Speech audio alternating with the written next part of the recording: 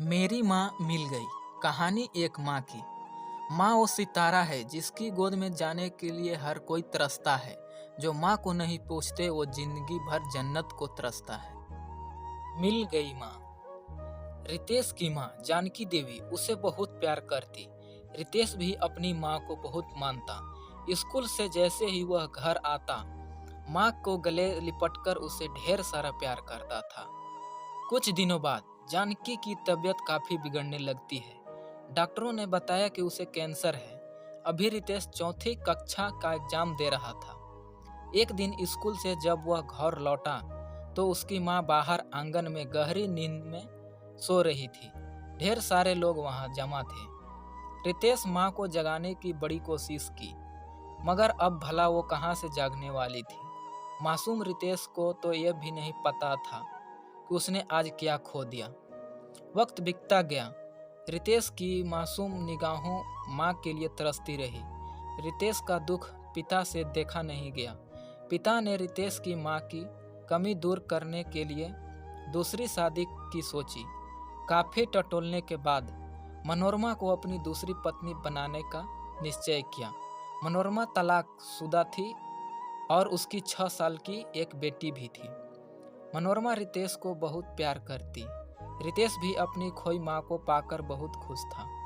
वह पिंकी के साथ खेल कूद भी बहुत किया करता था। बिना माँ के बेटे रितेश के गम का एहसास रितेश के पिता को बखूबी था। शायद इसलिए वह रितेश को बहुत मानते थे। उसका मनोरमा के ख्याल रखने के बावजूद खुद रितेश की देखरेख में कोई कसर नहीं छोड़ते। पिता की यह एक्सेस केयर मनोरमा को चुभने लगी।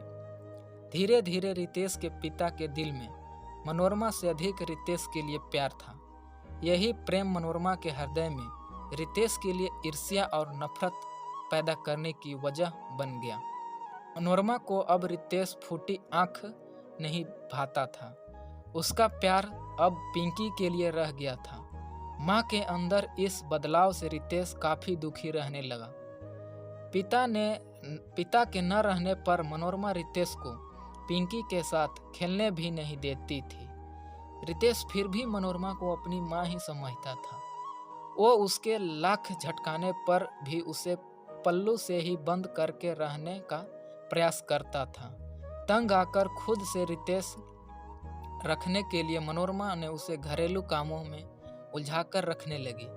माँ की इस व्यवहार की शिकायत रितेश ने कभी अपने पिता को नहीं की और न ही कोई काम करने से माँ को मना किया। रितेश को अपने माँ के द्वारा कहे गए हर काम में उसे अपनी माँ का प्यार झलकता था। उसे माँ की दिए काम को करके बहुत खुशी मिलती थी। मनोरमा रितेश की इस ढीठ रवैये से मन ही मन और गुस्साती थी। एक दिन रितेश के पिता को ऑफिस के कामों से एक हफ्ते के लिए शहर से बाहर जाना पड़ा। मनोरमा बस इसी मौके का इंतजार कर रही थी। मनोरमा ने रितेश को स्कूल न भेजकर उसे घर के सारे काम करवाए, मगर रितेश खुशी खुशी माँ का कहना मानता रहा। काम खत्म करके रितेश माँ के पास बैठकर टीवी देखने लगा। मनोरमा उसे पास देखकर अंदर ही अंदर जलन भूल गई। उसे रितेश को दूर भगाने का जब कोई रास्ता नहीं सूझा तो उसने रितेश का हाथ पकड़कर आंगन के पास ले गई। थोड़ी ही देर में उसको अपने सारे कपड़े लाकर रितेश से धुलने को कहा।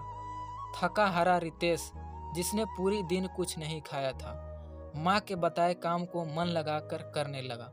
जैसे ही उसने सारे कपड़े धुलकर टब में रखे, मनोरमा ने सारे कपड़े फिर से फर्श पर बिखेर दिए और रितेश को धुलने को कहा।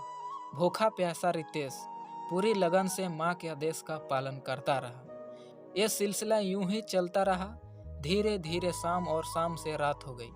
कपड़े धुलते धुलते आधी रात के बाद न जाने कब रितेश को नींद आ गई।